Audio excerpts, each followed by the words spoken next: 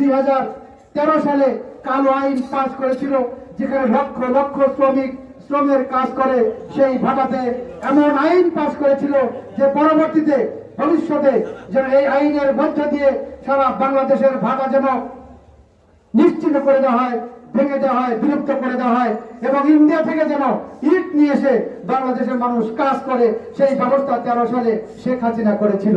সেই দৃশ্য আজ সেই শেখ হাসিনা পালিয়ে গেছে, সেই আইন আজ আমাদের ঘাড়ে চেপে বসেছে।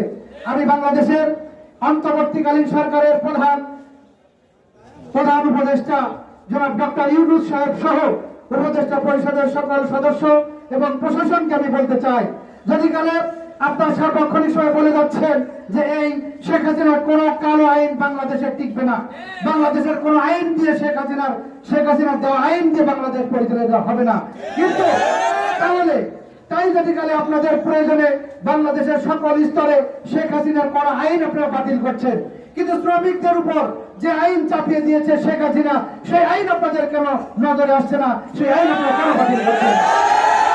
যদি কালে আপনাদের প্রয়োজনে যদি কালে শেখ হাসিনার আইন আপনারা অন্য আইন বাতিল করে দেশ পরিচালনা করার কাজে আপনারা লিপ্ত থাকেন, তাহলে এই লক্ষ লক্ষ শ্রমিকের দিকে তাকিয়ে হাজার হাজার ভাটার মালিক ব্যবসায়ীরা যারা ব্যাংক থেকে লোন নিয়ে কোটি কোটি টাকা ঋণগ্রস্ত হয়ে যারা এই ভাটা পরিচালনা করছে, সেই দিকে লক্ষ্য রেখে 13 সালের আইন বাতিল করে এই লক্ষ লক্ষ শ্রমিকের রেজিকের ব্যবস্থা আপনারা করবেন এবং শেখ হাসিনার কালো আইন বাতিল করবেন, এই প্রত্যাশা আপনাদের কাছে রইল।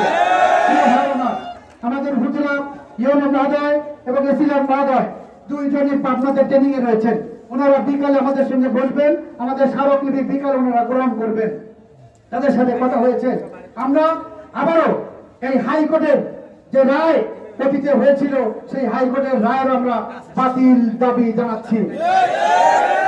আমরা হাইকোর্টের রায় বাতিল করে পুনরায় এমন একটি রায় দেওয়া হোক, যে রায়ের মধ্য দিয়ে আমাদের মধ্যে এমন কিছু নিয়ম দেওয়া হোক, যে নিয়মের মধ্য দিয়ে আমরা ভাটা পরিচালনা করতে চাই এবং লক্ষ লক্ষ শ্রমিকের রেজেকের ব্যবস্থা যে শিল্প কারখানায় থেকে হয়, সেই কারখানা সচল রাখার আমরা দাবি জানাচ্ছি। ইতিমধ্যে আপনারা জানেন যে বিভিন্ন ভাটাতে অনেক টাকা জরিমানা হয়েছে, কিছু কিছু ভাটা ভাঙা হয়েছে। আমরা সরকারকে বলতে চাই, আপনি আগে সেই 2 লক্ষ টাকা থেকে 1 লাখ থেকে শুরু করে আজ 5 লক্ষ টাকা প্রতি বছর ভ্যাট নেওয়া হচ্ছে। একটা ভাটার ভ্যাট দেওয়া হয়েছে 5 লক্ষ টাকা, একটা ভাটার ট্যাক্স দেওয়া হয়েছে 60,000 টাকা। তাহলে পরে আপনি ভাটায় যদি করে ভাঙবে, তাহলে আমাদের কাছ থেকে ভ্যাট নিলেন কেন?